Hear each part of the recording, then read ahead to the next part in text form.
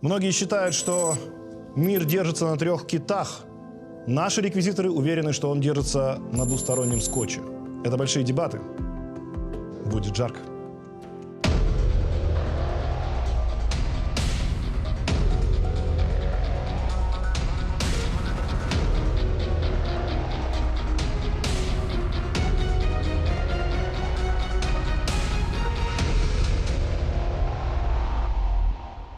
Еще недавно нам казалось, что теория Дарвина победила окончательно и бесповоротно. Мы эту теорию проходили в школе. Но в 21 веке вновь входит в моду креационизм, или по-другому теория разумного творения.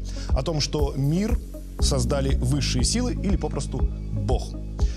Почему так вышло и есть ли в ней хоть какая-то научная подоплека, сегодня и выясним в больших дебатах.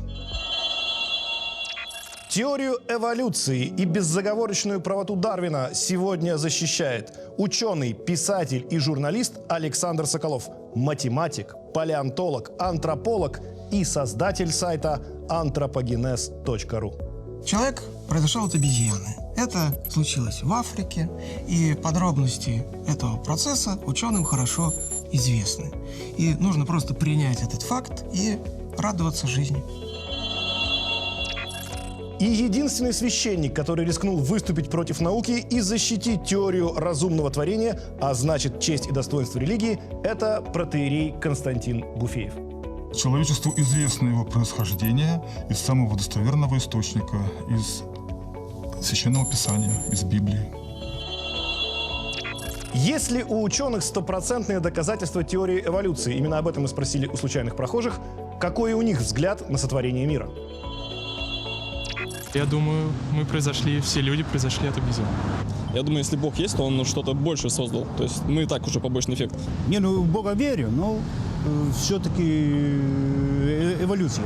Никогда не задумывалась на эту тему, но могу предположить, что все-таки Бог создал. Я думаю, что факт, что мы произошли от обезьяны, и факт, что нас создал Бог, они не взаимоисключающие. Я думаю, что мы все единая часть этого мира, единая часть этой энергии, и мы абсолютно взаимосвязаны. Наш режиссер, редактор и продюсер уверены, что у них есть общий предок с обезьяной. Я тоже с этим согласен. Однако у Дарвина проблемы начались почти сразу, как только он свою теорию опубликовал. Первый тираж происхождения видов появился в 1859 году и разошелся чуть ли не за день. И все из-за скандального тезиса «человек сродни животному». В 1922 году появилась теория номогенеза. В ней говорилось о неизвестных силах и заложенных в организмах программах, которые якобы и заставляют все живое развиваться. В 1970-х возникла теория нейтральных мутаций, то есть виды по ней меняются как бы случайно. Ну и современный мейнстрим – синтетическая теория эволюции. Она объединяет в себе генетику и дарвинизм. Есть еще пунктуализм, который говорит, что эволюция идет не долго и медленно, а скачками. 99% своего существования вид находится в одном состоянии. В общем, много кто за последние 150 лет пытался создать новую теорию происхождения видов, и никому не удавалось толком справиться с Дарвином. А вот религия живет и процветает. Однако у католиков случился сбой. Папа Франциск признал теорию эволюции. Надо сказать, что фронт пролегает не только в области науки, но и в области человеческой морали. И мы сейчас в этой студии приступим к дебатам и, надеюсь, этот вопрос выясним. Вряд ли что окончательно, но, по крайней мере, попытаемся. Итак, уважаемые гости, вопрос заключается следующим образом.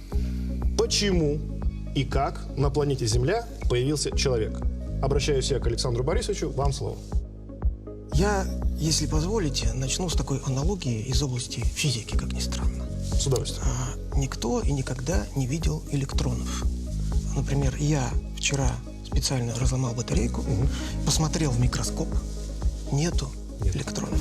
Поэтому, поскольку никто их не видел, можем считать, что учение об электричестве – это не наука, а вера. И вообще я отказываюсь верить, что такие красивые явления, как молнии, грозы, допустим, да, или северное сияние, возникли в результате действия неких невидимых и неодушевленных частиц. Логично предположить, что это дело рук громовой феи. Это такое существо кельтской мифологии и из уважения к мудрости древних кельтов я отказываюсь верить в электроны. Это, на самом деле, была такая иллюстрация некоторых ненаучных подходов, которых хотелось бы в дискуссии избежать. А вот если серьезно, я действительно пришел сюда с сознанием того, что человек возник эволюционным путем от обезьяны, и, естественно, я жду вопросов, как я буду это доказывать. Поэтому, чтобы не быть голословным, я кое-что принес. Да? Делитесь. Если позволите. Не с пустыми руками. К Не нам с пришел пустыми руками. Александр Борисович. С маленькой коллекцией. Так. И я вас познакомлю. Это вот... Давайте в ту сторону направим. Да, египтопитек. Это проконсул. Это вот сахилантроп чатский. Это ардипитек. Пока вы выставляете, можете комментировать, что это такое. Ну, это, собственно, некоторая небольшая часть тех находок, которые сделаны палеантропологами за, ну, можно сказать, за 20 век, за начало 21-го. Так, и вот пусть пока подождет. На планете Земля и где-то конкретно в каком-то месте, да? Конкретно, ну, часть африканских находок, часть, то есть большая часть здесь это африканцы. Вот это вот человек из Грузии, ему 1 800 000 лет, юноша. 1 800 000 лет. Да, это такой молодой человек. Я просто принес вот эту небольшую часть того, что найдено палеантропологами, чтобы показать, что действительно палеонтологи без дела не сидят. Они работают на раскопках, и за последние 100 лет было найдено множество свидетельств эволюционного происхождения человека. Счет идет на сотни. Вот, я просто хочу сказать, что находки эти делаются каждый год. То есть, вот, например, вот это вообще находка 2017 года. 2017 год. Это Кения. Приехала к нам неделю назад, как я уже сказал, зовут Олеси. Это детеныш древней человекообразной обезьяны, ему 13 миллионов лет. Вот. Другое дело, что люди про это знают крайне мало, к сожалению. Я имею в виду люди, которые от этой области науки далеки. Просто чтобы сразу вопросы многие отпали, значит, теория Дарвина эволюционная не говорит, что человек произошел от обезьяны. Она говорит, что и у обезьяны, и у человека были общие предки. Не совсем так. Но Не вообще совсем теория... так. Ну, начнем с того, если уж хотите про это поговорить, Ну, то это- теория Дарвина, она объясняет происхождение всего живого. Вообще. Не только Человек — человек. это частный случай. Но на самом деле Дарвин именно писал о происхождении от обезьяны. Часто говорят, что он говорил общий предок. Но этот общий предок, он тоже был обезьяной, только древний. И это показано не только палеонтологией, об этом говорит, например, генетика. То есть, например, сравнение геномов человека и шимпанзе показывает, что они совпадают по некоторым оценкам на 98%. Шимпанзе настолько близко к человеку биохимически, что кровь можно переливать от человека к шимпанзе и обратно. И такие опыты ставились еще в начале 20 века. Короче говоря, сейчас ну вот отрицать эволюционное происхождение всего живого, и в частности человека, можно, как мне кажется, по двум причинам. То есть одна причина — это просто отсутствие знаний, но это дело поправимое. Вторая причина, она идеологическая или религиозная, скажем так. Вот, потому что ну, вот, происходить от человека, происходить от обезьяны человеку как-то не престижно. То есть хочется каких-то более благородных предков. Вот, но наука, она не ставит себе целью удовлетворять чьи-то амбиции. А наука оперирует фактами. Например, вот только что был расшифрован геном древнего человека с территории Британии. Оказалось, что он был чернокожим. И вот не всем это понравилось. То есть, как же так? А вот так. Он был темнокожим. То есть древний британец? Да, он был темнокожим. Ну и вообще все данные говорят, что древнее население Европы, оно темнокожее. И голубоглазое, что интересно. Такое необычное сочетание признаков. И вот надо принять этот факт как факт. Очень сложно. Отец Константин, ваш вопрос. Вопрос такой. Нас объединяет с вами, уважаемый Александр, наличие фактов. Оспаривать достоверность этих вот представленных черепов, конечно, никто бы не стал из людей разумных, homo sapiensов. Но нас с вами разделяет интерпретация этих фактов. Я согласен с тем, что тут есть симпатичные обезьянки и есть, наверное, люди. Вопрос к вам в связи с этим такой. Где же в этой поставленной коллекции перед нами, собственно, эволюция? Мы видим набор 1, 2, 3, 4, 5, 6, 7, 8, 9, 10, и еще там небольшая кучка за столиком. Но при чем здесь эволюция? Да, и какая-то кучка еще, да. При чем здесь эволюция? То есть, грубо как- говоря, отец из чего как вытекает, связывает? из Я чего понял. вытекает, Ну, что этот родил этого, а тот родил в каком-то поколении того? Это не очевидно. Не Отвечайте, очевидно. если можете. Ну, идея эволюции, она вообще не очевидна. Если бы она была очевидной, люди бы дошли до нее гораздо раньше. О, да. Вот. И здесь как раз в чем прелесть науки, в том, что она позволяет делать некий прогноз. Так вот, идея о происхождении человека от обезьяны, она была выдвинута тогда, когда ничего из этого еще найдено не было. И этих находок и могло и не существовать. Уже после того, как была предложена идея происхождения человека, более того, происхождения человека в Африке, более того, от африканских человекообразных обезьян, были сделаны ряд находок о чудо в Африке, и которые, они не просто, мы видим некий ряд, есть еще и хронология. Я знаю, что вы будете оспаривать идею. Конечно, буду Да, оспаривать. будете. Я знаю ваши доводы. Вот. Но здесь есть еще и хронологический ряд, потому что начинаем мы от 30 миллионов лет и заканчиваем мы практически, ну, почти современным Homo sapiens, которому 160 тысяч лет. Это, вот, знаете, мозаичная форма. Вот как бы так причудливо сочетаются признаки. Мы не находим, например, гибрида человека и осьминога. Вот если это просто игра Творца, то он, почему бы ему не сочетать эти признаки в любой комбинации? Но мы не находим, например, гибрида птицы и членистоногого какого-нибудь паука. А мы находим переходные формы между птицей и рептилией. То есть эволюционная теория предсказывает, какие переходные формы могут существовать, какие не могут. И палеонтология это подтверждает. И это подтверждает генетика еще. Отец Константин, теперь ваша точка зрения, и потом будут вопросы уже Александра вам. Значит, я совершенно не убежден в том, что сейчас услышал, по простой причине. То, что теория, так называемая, а лучше сказать гипотеза, существовала до нахождения вот этих черепов, это верно. Гипотеза или теория, как вам больше нравится, происхождения человека от иных существ, известна от первобытных еще людей, называется тотемизм. Происхождение человека от некого другого. От дракона, от рыбы, от обезьяны и так далее. То, что мы имеем пример научного тотемизма, обоснованного некоторыми фрагментарными иллюстрациями того, что можно накопать, а можно не накопать, не только не делает эту гипотезу теории, простите, но ставит под сомнение вообще, где здесь связь. Это куча каких-то черепов, у них нету ни этого древа изящного, ни какого-то родственного отношения. Вот, скажем... Отец Константин, вы сейчас критикуете, а можно вашу теорию? Я... Вот ваша. Вот у него своя теория, у Александра. А, моя Да, теория ваша проста, теория- конечно, да, конечно. пожалуйста. Интерпретация вот этой коллекции, да? Нет, ваша теория, которая полностью строится на своих аргументах, и Да. ваша... Вот вопрос Да, звучит так. да. Как появился человек на Земле? Все эти существа созданы Богом-творцом, который есть. Поскольку Бог сотворил все виды, Он сделал и обезьян вначале, и людей. Человек – это человек, обезьяна – это обезьяна, равно как вышеназванные там осьминоги и все прочие и существа другой природы. Единовременно это было сделано.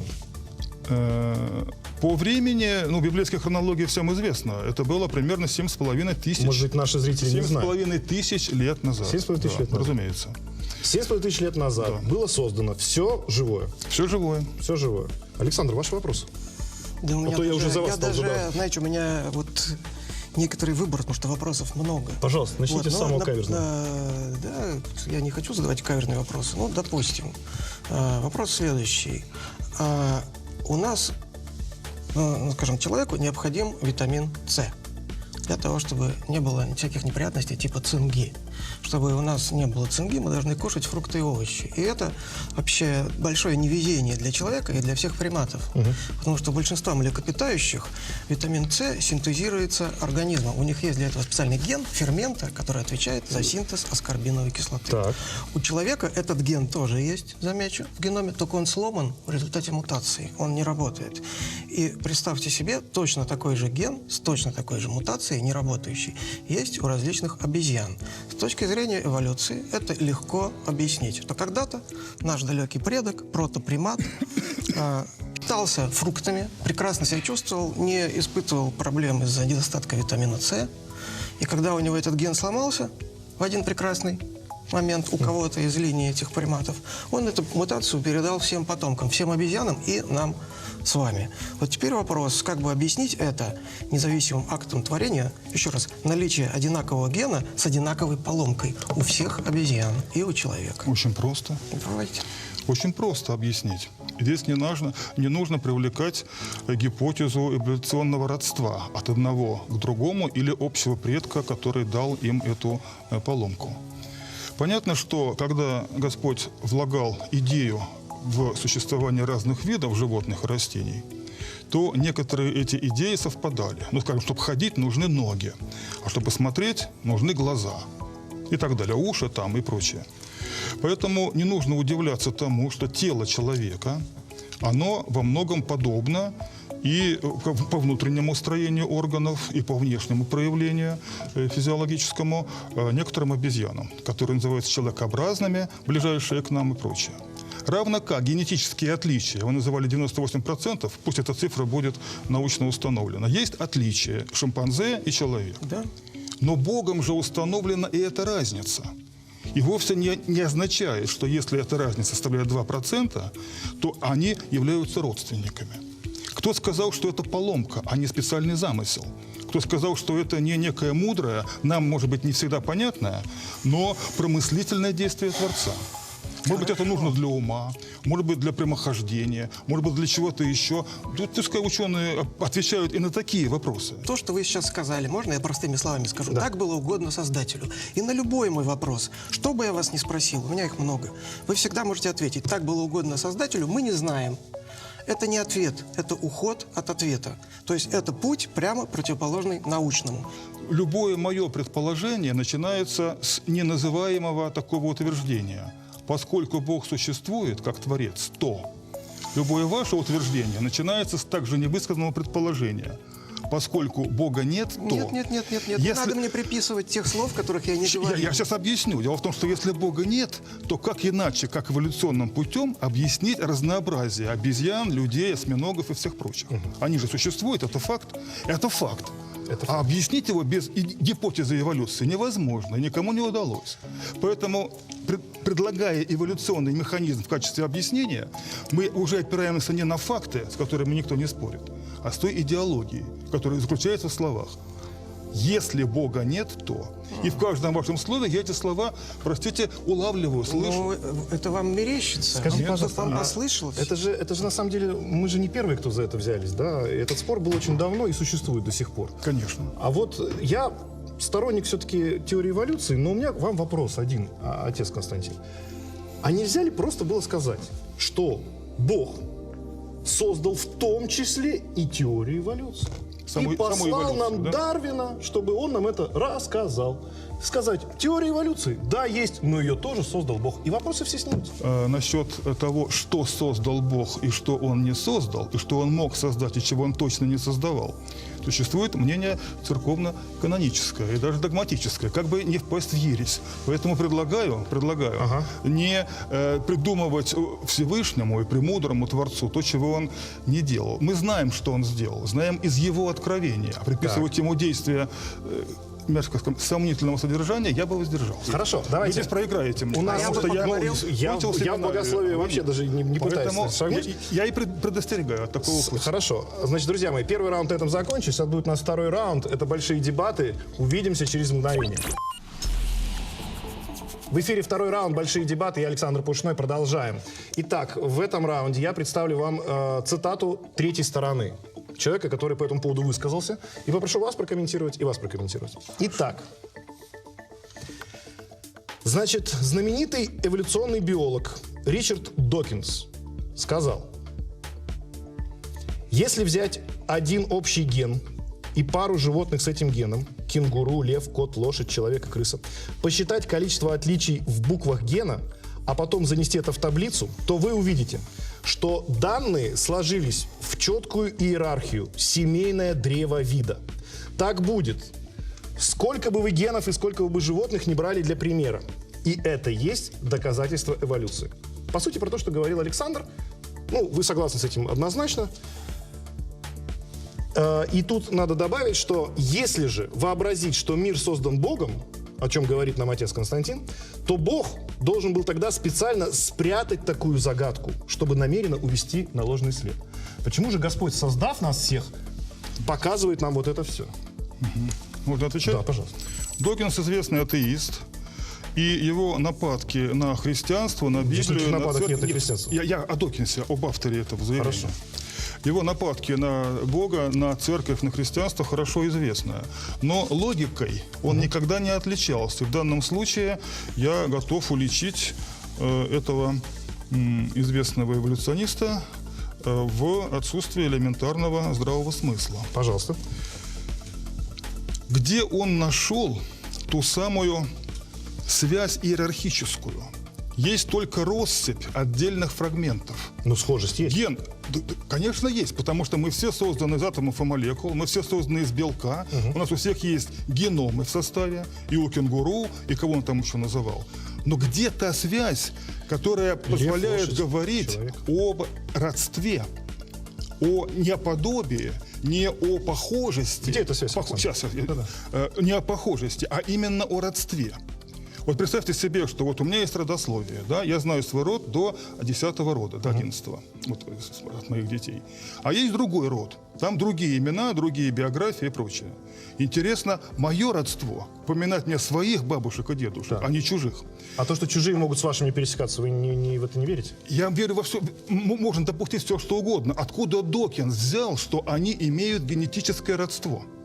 Александр. Это совершенно непонятно. Это просто сказано в расчете на то, что люди будут просто хлопать ушами и на ура Ну, Докинс побольше на эту тему написал. Это просто одна из цитат. У нас, кстати, есть автограф Докинса вот на этом черепе. Прекрасно.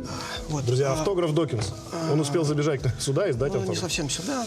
Ну, хорошо. написал черепок. Александр, Да, в чем связь? Так, В чем родство? на самом деле дело ведь не просто в том, что у нас совпадают какие-то части геномов. Это действительно частый довод, что это свидетельство Многообразие. единого плана просто. Конечно, это единый Но план здесь, Творца. когда мы начинаем сравнивать эти геномы и видим, что они не просто совпадают. Так. Ну, во-первых, то эволюционное дерево, которое строится по генетическим данным, оно совпадает с тем, которое у нас получается по палеонтологии. То есть это вот и та генетика, которую мы получаем из современных приматов, они очень хорошо накладываются одна на другую. Вы сейчас о приматах или о Докинсе? Это разные темы. Докинс Докинс тоже о приматах примат. не говорил. Докинс тоже примат, поэтому Его о пример, Докинсе да. в том числе. И мы с вами. Так вот, есть интересные вещи. Например, когда мы берем ДНК, допустим, человеческую, и смотрим, какой скоростью происходит мутация. Мутации бывают разные. То мы видим, например, что замена одной буквы в ДНК, одного нуклеотида на другой, происходит в 25 раз чаще, чем выпадение буквы, так называемая делеция. Это просто вот некая закономерность, которую можно показать эмпирически. Так. А потом мы берем, сравниваем геном шимпанзе и геном человека. И видим, что при этом сравнении у нас различия, а я о своем, различия в виде замены буквы встречаются в 25 раз чаще, чем различия в виде выпадения. То есть получается, что разница между геномом человека и шимпанзе соответствует особенностям мутирования. Если мы начнем сравнивать, если мы возьмем человека, шимпанзе, макаку, мышь, свинью и так далее, мы увидим убывающее сходство. Это не просто сходство, оно убывает в соответствии с тем, как мы знаем, как происходила Как Творец эволюция. заложил, такого бывает. 7 тысяч лет. Правильно я так понимаю? Да, 7,5 примерно. 10 тысяч лет что назад было? Ничего не было. Вообще ничего не было. Земли не Вообще было. не было. Земли не было. Александр, ну, я думаю, у вас есть другое мнение. Ну, например, когда делают бурение в Антарктиде или в Гренландии, там есть ежегодные слои льда. И мы можем наблюдать, как ежегодно новый слой образуется. Это определенная структура. Так. Это очень четко видно. В Антарктиде их 800 тысяч, как минимум. В Гренландии их 400 тысяч. Это значит 400 Вот. тысяч лет минимум Да. снег там Я складывается. могу продолжать, на самом деле. Или достаточно? Нет, ну как мы будем мириться с тем, что есть свидетельство того, что на Земле существует что-то, что присутствует на этой Земле уже более 10 тысяч лет? Этого не существует. Дело в том, что все эти методы, они все равно являются средством интерпретации. Это не факты. Ну как? Ну так, это как раз, опять же, не факты. Хорошо, динозавры были? Были. Когда? Когда? Ну, наверное, до потопа. Ну, а по времени, если считать? По времени 5000 там, лет. 5000 лет назад были динозавры, да? Да. Если мы найдем динозавров и поймем, что их кости уже лежат там несколько миллионов лет, это значит, мы ошибаемся. Мы неправильно померили. Или что? У вас неправильное видение. Очки сфокусированные. Вот, телескоп Давайте или микроскоп? без очков. Нет, Давайте попробуем. Можно я без намеков. Я сам хожу в очках, поэтому без намеков совершенно. Смотрите, вот знакомы ли вы с притчей о снежке, которую я в свое время излагал? Она как физику будет понятна вам. Да, давайте. Значит, некий мальчишка слепил снежок и бросил в стенку. Траектория, понятно, легко рассчитывается. По параболе он летит, как тело, брошенное под углом к горизонту. Мы можем рассчитать, как будет дальше снежок лететь, допустим, через некоторое время, и как он мог бы лететь по этой параболе из минус бесконечности. Однако смысла никакого в этом не будет, потому что реально снежок дальше стенки не полетит, интерполировать вперед невозможно. И его не существовало, пока он не был слеплен. То есть ничего ни день назад, ни 100 лет назад, ни миллион лет назад просто не было. Точно так же Бог, только не из снега, как мальчишка, а из ничего, слепил этот мир. У него есть начало. Динозаврами. Сейчас, Уже с погребенными динозаврами. Ну, логично. Я понял. Логику я понял. Это я тоже отвечу. Дайте образ, чтобы не ломать. Да, хорошо. У него есть начало этого мира, есть конец. Мы можем сколько угодно эволюционными гипотезами экстраполировать назад на миллионы и миллиарды, вперед, там как угодно. Физического смысла это просто не имеет. А дальше как уже объяснять, что там за слои, где в Сибири, а где в Антарктиде, а где еще. Это уже другая тема. Если пошел такой разговор, я буду задавать предметные, простые вопросы. Я тоже. Значит, всемирный потоп, да? Ной, ковчег, это все было. Так, как написано в Библии. Ну, конечно, было. Ной взял каждой твари по паре. То есть он взял, например, пару бычок и коровка к себе в ковчег. Да? Это были чистые, их было 7, по 7. Ну, хорошо. Детали, Короче говоря, существует несколько сотен специфических паразитов коров, крупного рогатого скота, которые живут только в коровах. Причем у них хитрый жизненный цикл. Корова должна испражниться, это должны съесть улитки. Корова должна вместе с травой съесть улитку. Причем жизненный цикл у них не год, потом у нас год шел, да? Длился. Год. 40 дней, например, жизненный цикл. Вот возникает вопрос, как... То есть у него, получается, эти коровы, каждая была нашпигована парами там, этих паразитов. Причем они есть для кожи, под кожей, в мозгу, в глазах, в желудке, во всех органах. И многие из них приводят к быстрой смерти животного. Ну вот простой вопрос. Объясните, пожалуйста. Только вот я понимаю, что вы можете сказать, например, так было угодно Творцу, это ответ на любой вопрос. Хотелось бы услышать что-то еще. Ну, внутри вашей теории, Хорошо. да. Если вы спрашиваете о том, что было в ковчеге у праотца нашего Ноя, то подразумевается, что ответ должен быть какой-то божественный. Сам потоп, он и является действием Он должен Бога. быть убедительный. Да, я сейчас скажу. Сам Ной является персонажем вовсе не случайным, а таким тоже и прообразом Христа, и Спасителя, и много прочего, чего еще. Поэтому отвечать в плоскости заданного вопроса про паразитов, про глистов, там, про каких-то коровьих... Это часть нашего мира. Я бы не стал просто привязывать такой низменный вопрос к такой священной и благородной теме. Авторитетнейшие палеонтологи мира говорят, что нет ни одного вида, происхождение которого прослеживалось бы в геологической летописи. Конкретный автор и ссылка. Вы меня перебили сейчас. Я сейчас буду долго перечислять. Нет происхождения у трилобитов кембрийских. И вообще понятие кембрийский взрыв – это чудесно. Нет предшественников у губок, у морских звезд, у кораллов, у двустворок. У человека, я скажу, в том числе, через запятую со всеми остальными. Вы меня поняли. Нет. Они вдруг появляются в летописи геологической неожиданно и уже дееспособные. Уже способные летать, плавать, прыгать, бегать, пожирать, размножаться и прочее. Нету ни до рыб, нету ни до птиц, нету ни до, вообще, ни до морских звезд. Понятие «кембрийский взрыв». по поводу Кембрийского взрыва, это вообще проблема из 19 века. Потому что уже давно существует идиокарская фауна, которая предшествовала. Что там были? Пермию. Строматолиты были? Нет, там разнообразные мягкотелые организмы, среди которых прослеживаются Никого предки из- Ну, вы почитайте, погуглите. Между Их птицей нет. и рептилией Где они? должны быть переходные формы, и они есть. Их нет. Но, Друзья, а вот между простите. птицей и моллюском их действительно Телезрителям нет. их нет. Давайте посмотрим вот на этот, вот на этот набор. Телезрители, поверьте мне, они со своим мнением останутся после программы, разумеется. но для этого надо ее закончить, и для этого нужно перейти, друзья, к следующему раунду. Это был второй раунд, продолжаем большие дебаты. Дорогие друзья, третий раунд в эфире, это большие дебаты. Мы говорим о создании мира с точки зрения эволюции, с точки зрения религии. Итак, сейчас у нас третий раунд посвящен мифам. Я вам говорю миф, просто озвучиваю, и вы говорите, это миф или не миф, а дальше, собственно, ваши комментарии по этому поводу. Сейчас на экране, дорогие друзья, мы видим череп так называемого пильдаунского человека. Его обнаружили в 1912 году и предъявили в качестве так называемого недостающего звена эволюции. Однако через 40 лет выяснили, что это подделка. Вероятно, археолог-любитель Чарльз Доусон приделал к черепу современного человека челюсть орангутанга, слегка ее подпилив и подкрасив. С тех пор ходят слухи, что многие из антропологических доказательств эволюции тоже подделки. Так ли это? Александр. Ну, во-первых, что я хочу сказать, во-первых, что с самого начала появления на научном небосклоне пилдаунского человека далеко не все ученые были в восторге от него. Я хочу сказать, что советские антропологи, например, с самого начала очень сильно в нем сомневались. Но просто хотя бы потому, что он не был похож на другие реальные находки, которые были сделаны к тому времени. И вот интересно, что разоблачен пилдаунский человек был в середине 20 века. Почему?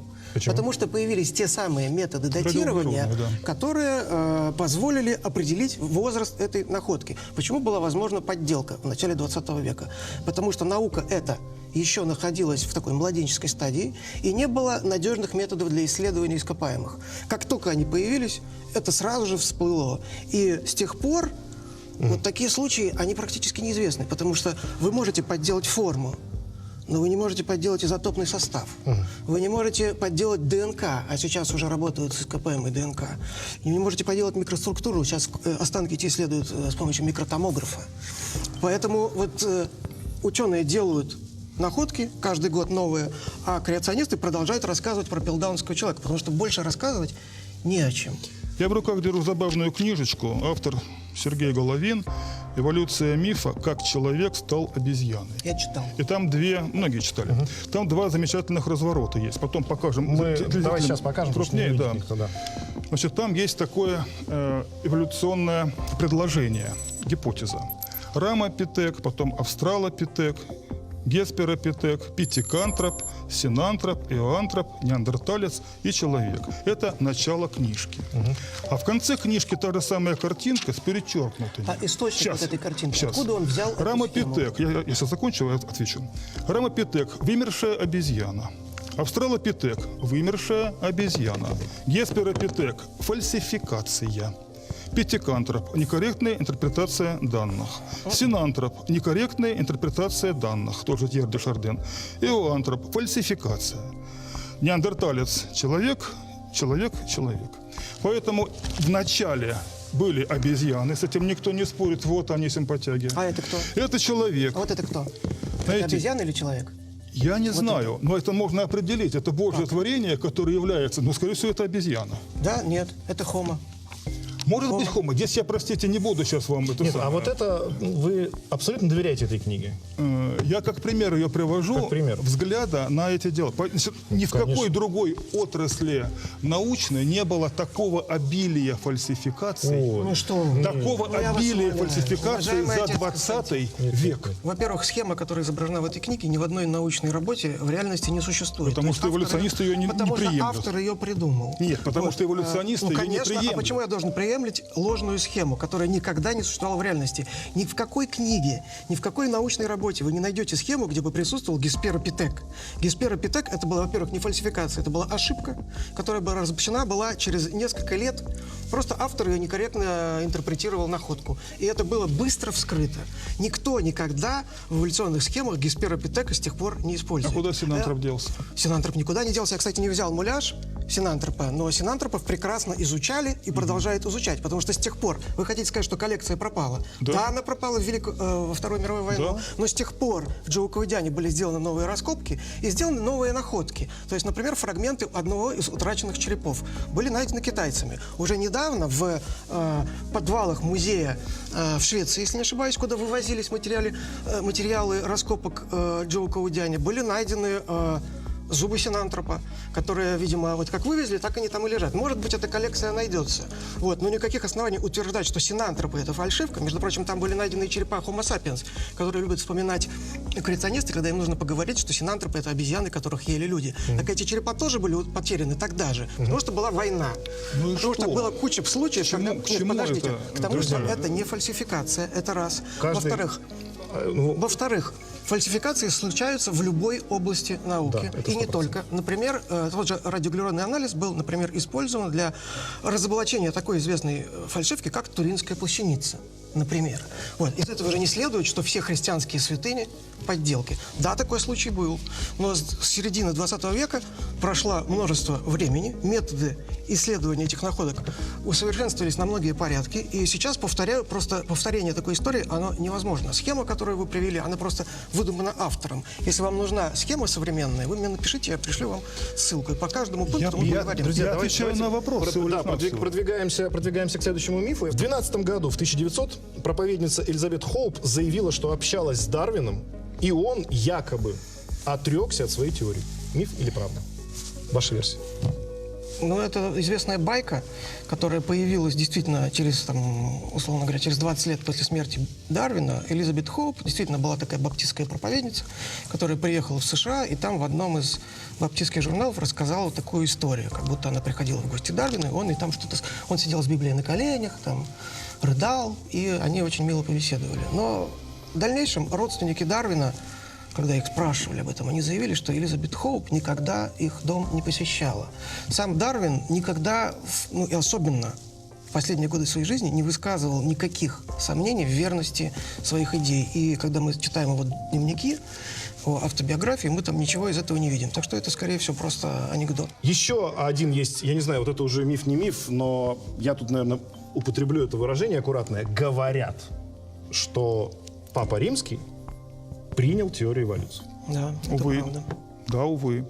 И окончательно отпал от христианского мировоззрения через то. А что побудило, как вы думаете, отец Константин? Побудило? Я думаю, что это печальное явление называется апостасией, то есть отхода от верности церковному учению под действием влияния мира сего, который лежит возле, всего лишь навсего. Мир, вот этот мир, который Мир на него давил на него, не является ли повышенное изучение этой теории и уже неопровержимые доказательства следствием того, что пришлось, что называется, Папе Римскому согласиться? Конечно, нет. Ни одного доказательства мы сегодня еще не услышали. Но- Поэтому и Папа Римский мог бы проявить позицию более христиански, такую последовательную, взвешенную, не отрекаться от своего наследия и действовать по Вы святым только что отцам. говорили о давлении. Этого не случилось. О давлении. Давление мира сего, да. Но, потому что хочется дружить там с Академией наук Ватикана. А почему плохо Хочется дружить? да неплохо, но просто когда эволюционисты... своя академия есть папская. Когда эволюционисты оккупировали и других точек зрения, как научных, не предоставляют, У то папы-то? очень трудно. Нет, ну у папы в том числе. Что называется, Папа Римский территория. поступил как мудрый человек. Александр. Ну, это очевидно. Он поступил как человек, который уже не может закрывать глаза на реальность. То есть для религиозных различных конфессий, для религий вообще, для них, если они смотрят в будущее и думают о пастве там, будущей своей, о детях, там, которые придут к ним в ту или иную церковь или не придут, они не должны поворачиваться спиной к реальности и к тем фактам, которые дает наука. То есть вот в данном случае мы видим как раз позицию противоположную, когда происходит игнорирование фактов, и это, увы, это... Ну какой же факт я проигнорировал? Да, Ну назовите, ну, какой факт я проигнорировал? Уважаемый отец Константин, вы лукавите сейчас. Мои ответы вам не нужны. Я читал вашу книгу. Факт. Вам Назовите наука, факт, а не вашей оценки. вере наука Я не только лукавый, я мешает. могу перекреститься, что я не лукавый. Папа Римский признал теорию Там, эволюции. точнее, Это такая факт? цитата. Они значит, признали, Ну, это что... факт. Это факт, это факт. печальный факт. Это печальный и факт. горе, Мы если, его обсуждаем сейчас, горе, это если кто-то из православных иерархов последует этому примеру. Я хочу Горе нам. сказать, что такие есть, и они приходят к нам на мероприятия. Я общаюсь с батюшками интеллигентными, образованными, которые с интересом задают вопросы, которые читают книги научные. Например, у меня было общение с сельским батюшкой, молодым, он закончил истфак, он интересуется, я ему подарил свою книгу, и он ее рекомендовал в библиотеку Духовной Академии. На мой взгляд, это правильно. Вот к таким верующим, к таким деятелям духовенства я отношусь с большим уважением. И я надеюсь, что в я России не вхожу они в число. все-таки... Взаимное уважение, друзья. Взаимное уважение – это обязательное условие нашей программы. Мы продолжаем. На этом третий раунд мы заканчиваем. Переходим к четвертому раунду, где я буду задавать вопросы нашим гостям. Это большие дебаты, четвертый раунд. Продолжаем разговор. Сейчас наши гости уважаемые ответят на мои вопросы. Александр, вопрос вам. Если мы действительно так вот произошли от животных, и у нас есть некие общие предки, и ну тогда, может быть, нам и жить по тем законам? Вот есть, вот как есть понятие, традиционное понятие так называемого естественного отбора. Выживает сильнейший, правильно? Подходит к вам человек с ножом и говорит, ты знаешь... сильнейший, ну ладно. Ну, Хорошо. выживает тот, кто выживает. Наиболее приспособленный. Наиболее приспособленный. Вот подходит к вам человек, говорит, я с ножом в руке, я получаюсь наиболее приспособленный в данной подворотне. Да? И, в общем-то, хочется как-то в эту секунду подумать, не-не-не, ребят, конечно, эволюция эволюции, но чтобы нам жить как-то дальше, может быть, нам стоит взять отсюда немножечко и не пытаться людям рассказывать, что побеждать должен сильнейший все-таки, да? Потому что мы же все-таки люди, опять же, к разговору о том, о чем говорил отец Константин, я пытаюсь вас поставить в неудобное положение, поймите мою задачу ведущего. Я понимаю. Отвечайте на вопрос. Хорошо. Если бы единственным источником морали была бы религия, мы наблюдали бы некую статистику. То есть, условно говоря, в тюрьмах сидели бы атеисты. Мы, на самом деле, такой статистики не видим. То есть в тюрьмах сидят православные, католики, мусульмане. И никакой закономерности такой мы не видим. Более того, религиозность разных стран никак не коррелирует с уровнем преступности. Зато есть другая корреляция. Атеистов больше среди образованных людей. И почему для меня единственной причиной вести себя как цивилизованный, культурный, скажем так, хороший человек должна быть боязнь некой Божьей кары. Я воспитан в любви. Я понимаю, что не нужно никого убивать, не нужно грабить. Более того, я даже пытаюсь приносить какую-то пользу обществу. Например, я борюсь с лженаукой и делаю это бескорыстно. Кроме того, а с чего вы взяли, что у животных все дозволено? Это вовсе не так. Например, у волков некие правила, можно назвать их моральными или какими-то другими, они гораздо более строгие, чем у людей. Например, известно, что волк никогда ради удовольствия не убьет кого-то из своего племени. Чего мы о людях, да, и религия тут совершенно ни при чем. Вопрос такой. Вы верите в инопланетян? Нет. Совсем. Ну, в каком смысле смотря? А в каком смысле верите? Ну, верю в том смысле, что много сущностей тонких есть, ну, так, уже в демонологию, если пойти, которые за пределами Земли, там они могут летать и прочее. Но в тех, которые описаны как предмет уфологии, то, конечно, нет. Ну, вот у нас существует космическое пространство. Никто не спорит с этим. Да. Существуют планеты. Конечно. То и дело открываются новые. Мы их обнаруживаем. Да-да. Это все тоже было создано 7 тысяч, 10 тысяч лет назад. Ну, конечно. 7,5. 7,5, включая туманность Андромеды и так далее, так далее, так далее. Вся Вселенная. Да. Вся Вселенная. И в этой Вселенной, во всей Вселенной, Да. ничего кроме той точки, где мы с вами находимся, с точки зрения жизни создано не было. Я спрашиваю, как... Я не знаю, как. Я в этом убежден. У меня есть основания духовные это говорю. Я вот, если вопрос да-нет, то, конечно, да. То есть, если, например, существует факт, что метеорит, который прилетел с Марса, его взяли, начинают его снимать слои и обнаруживают там такие закальцинированные бактерии, которые когда-то были живые. Как к этому относиться? Как к ошибке? Во-первых, это не факт, а некоторые, так сказать, очень сомнительные как утверждения. Ну, это может быть все что угодно. Хорошо, тогда, любая, так сказать. Тогда вопрос. Мир надо вокруг себя изучать? Надо изучать, конечно. Зачем? А Бог дал нам такую возможность, дал нам познание мира.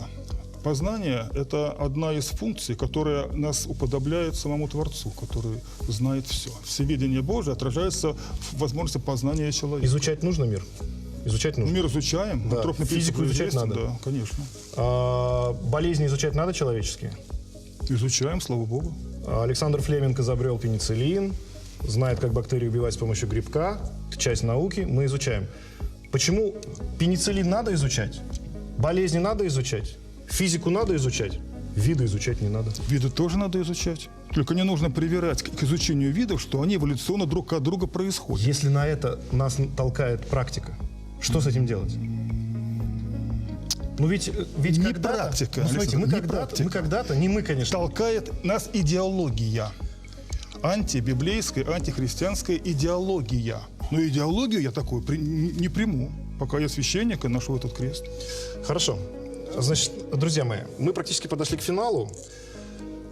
Каверзных вопросов так уж получилось у меня, на вас, может быть, на всех не хватило, но я хочу, чтобы вы сейчас постарались где-то примерно за минуту, за полторы в конце нашей программы подвести итоги, чтобы наши зрители наконец-то хоть какую-то сторону приняли. Пожалуйста, кто начнет?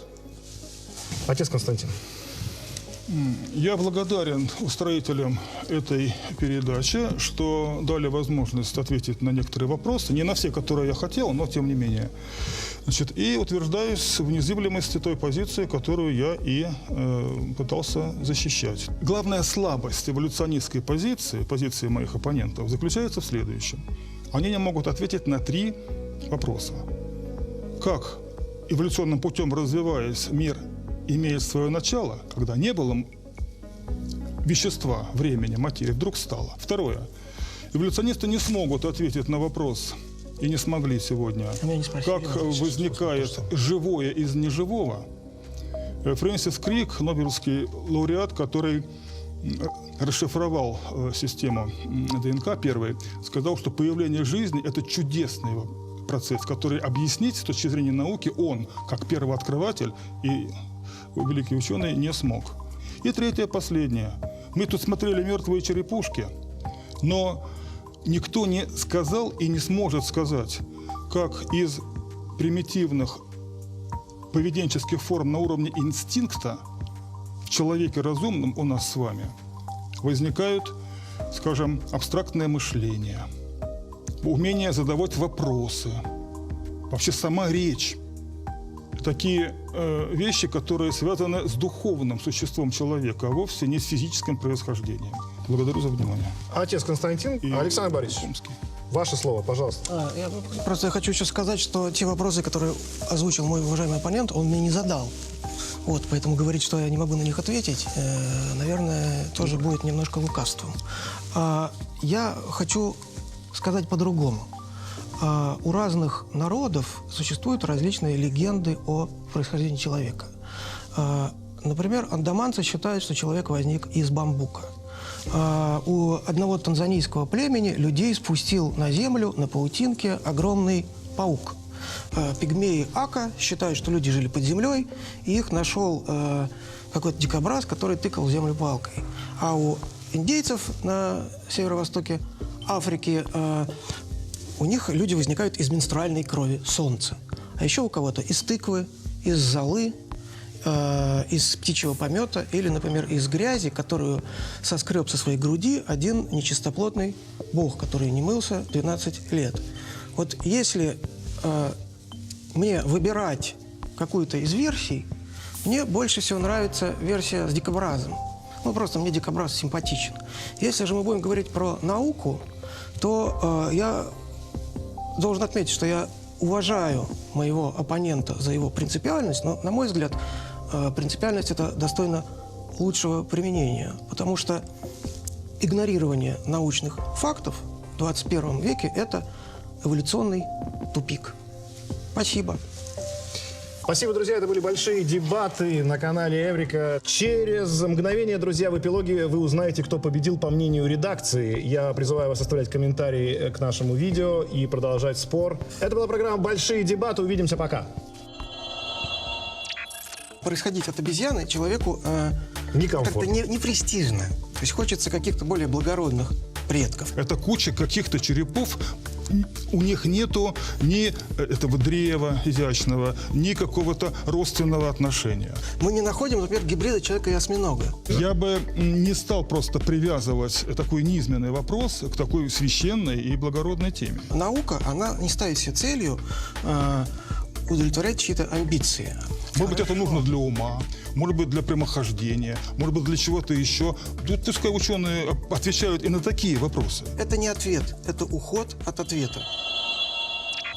Сегодня дискуссия была 2 на 1, поэтому ведущий и мой уважаемый оппонент, они как бы представляли лагерь эволюционистов. Мне приходилось представлять другую точку зрения, такую библейскую, святоотеческую. Поэтому не все мои заготовки, не все вопросы, они прозвучали.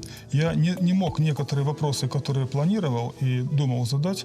Похоже, то же самое было и с Александром, вот, с которым мы дискуссию свели. Он сам признался, что не все вопросы поставил. Друзья, мне на самом деле понравилась наша сегодняшняя дискуссия. Конечно, мы не успели поговорить обо всем.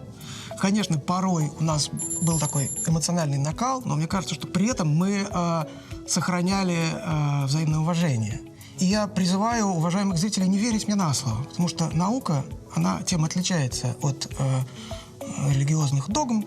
Верить ученым на слово не надо. Думайте, читайте, смотрите, размышляйте, прививайте вашим детям критический взгляд на окружающий мир. Спасибо. Да пребудет с нами сила настоящей науки. По мнению редакции, в этих дебатах победил Александр Соколов и его точка зрения. У человека и у обезьяны были общие предки, и все живое на Земле произошло и развивалось путем эволюции.